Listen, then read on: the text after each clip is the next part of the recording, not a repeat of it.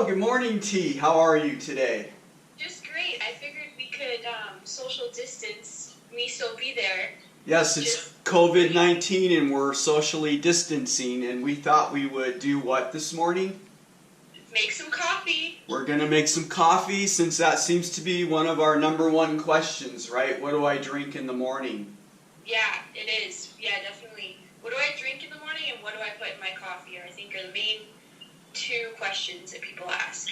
And I would think that the second one are the complaints that we get about people feeling crappy in the first week of keto, right? Yeah, keto flu. All right, so we're gonna address some of that right now this morning. So, what am I gonna do right now?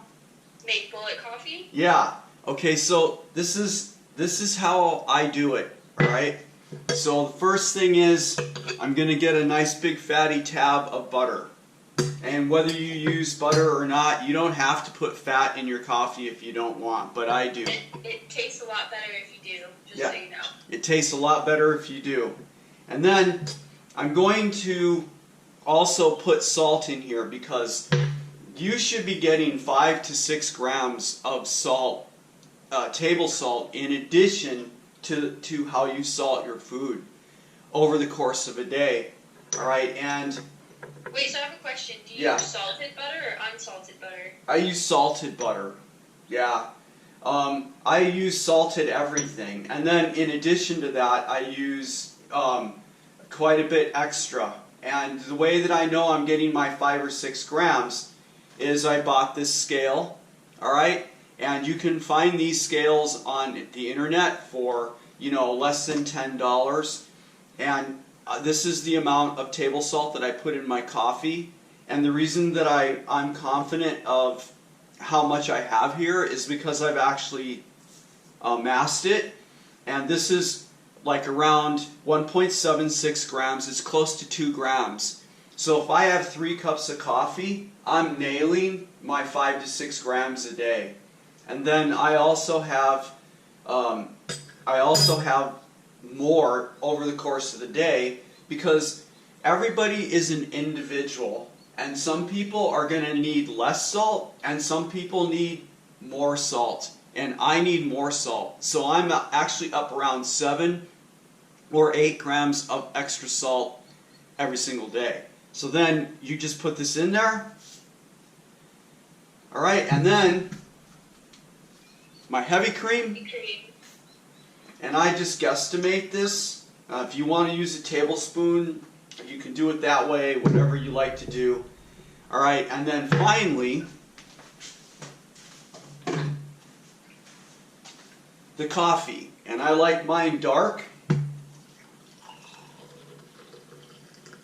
I grind it myself. You can have it however you want. Maybe this is green tea. Like maybe you're not a coffee drinker. It doesn't really matter, right? Whatever you're drinking that's hot in the morning.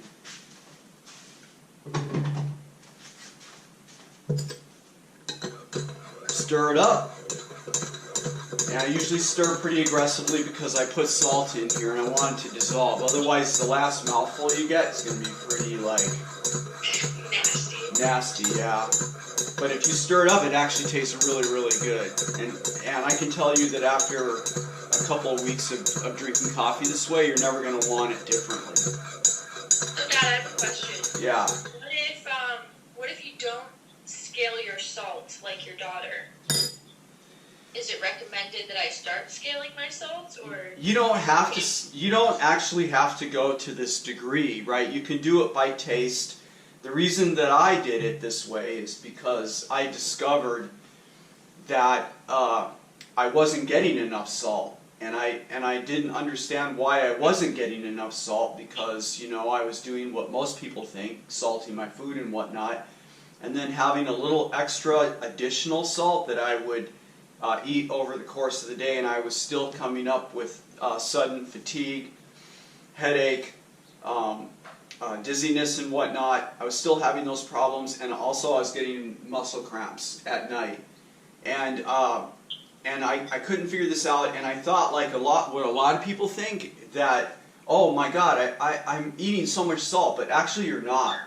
And so that was when I decided, all right, let's just find out how much am I eating. And so I got the scale, and I decided, okay, after going in and looking at the literature, and I know I don't want to go on about this, but after looking at the solid literature on it that's been published in journals, I discovered, okay, you're not eating that much salt every day. Let's find out how much you are eating. So I got the scale, and then I started scaling in, besides what I do with my food, an extra 5 to 7 grams a day. And since I started doing that, I don't have the muscle cramps. I'm not having any more sudden onset fatigue or dizziness or any of that. I'm just not having those problems. So that's the bottom line. And most people, when you're on Facebook and whatnot, and you're looking at the people that are complaining, they think they're eating enough salt, but they are not getting enough salt. They need to ramp the salt up. Well, and I think too, with the salt aspect, is that out there in Western medicine, people are telling us not to eat a ton of sodium, and I think the mentality about that has to change. I know the same thing with me as well, is that when I first started keto, getting body cramps, specifically headaches, was my big thing, just because I get a lot of headaches anyway. But after upping the salt in my diet, so putting salt in my coffee, drinking salt water is actually what I did for the first couple months. I'd have a bottle of salt water at my desk, and I would just sip it during the day, and that seemed to really help with the headaches and stuff. As a matter of fact, they went away, as well as the body cramps. I believe, actually, with the ketogenic diet, I don't think that there's such thing as too much salt.